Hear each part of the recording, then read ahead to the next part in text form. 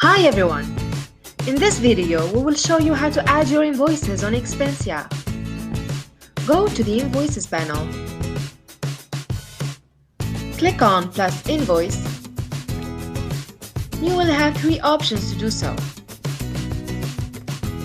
First is the Fast Scan, where you can download the receipts you want to add.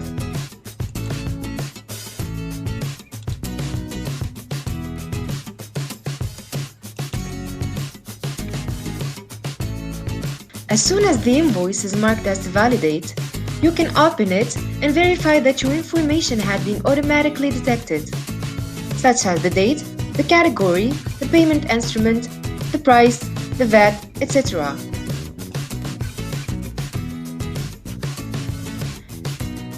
Second is the manual entry, where you can manually enter the invoice data.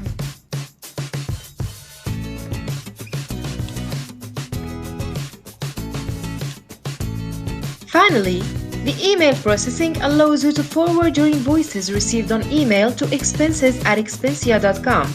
They will magically appear on your invoices list. Thank you and see you soon on Expensya.